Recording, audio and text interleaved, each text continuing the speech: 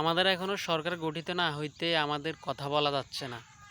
তো আসলে আওয়ামী লীগের মধ্যে আর আমি মনে করি অন্য দলের মধ্যে কোনো তফাৎ নেই। আমি কাউকে কোনো দলকে ইঙ্গিত করে কথা বলতেছি না।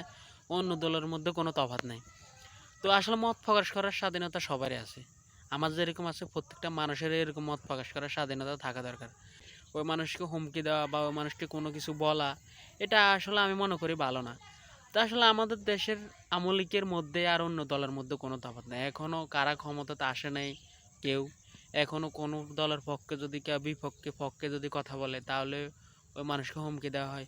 মিজানুর রহমান আজহার এই কথাটা বলছে, তো সমস্যা হয়েছে কি? আপনার ফ্রান্সের প্রেসিডেন্টেরও তো সাধারণ একটা মানুষ সোয়ার মারছে 2023 সালে নাকি 24 সালে। তো তাই বলে কি সে মানুষটারে কি মেরে ফেলা হয়েছে, হুমকি দেওয়া হয়েছে? হ্যাঁ, অপরাধটা যেহেতু করছে, যেহেতু আইনি ব্যবস্থা যতটুকু নেওয়া দরকার ততটুকু নেওয়া আছে। তাই মনে করি আমাদের দেশটা পরবর্তী প্রজন্ম ভালো করবে বা পরবর্তী সরকার যে গঠিত হোক ভালো কিছু করবে আমার মনে হইতেছে না। কারণ এখন তো আপনি মত প্রকাশ করার স্বাধীনতাটা আপনারা কেড়ে নিতেছেন। তো সামনে আপনাদেরকে আমরা বিশ্বাস করব কিভাবে?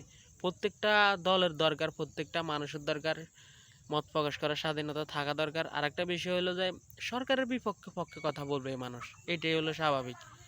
তো পরবর্তীতে কি হয় আমরা জানি না। তো আওয়ামী লীগের শাসন দেখছি, অন্য কোন দল আসে তার শাসন কীরকম হবে সেটার জন্য অপেক্ষা করতে আছি, আল্লাহ যদি বাঁচায় রাখে।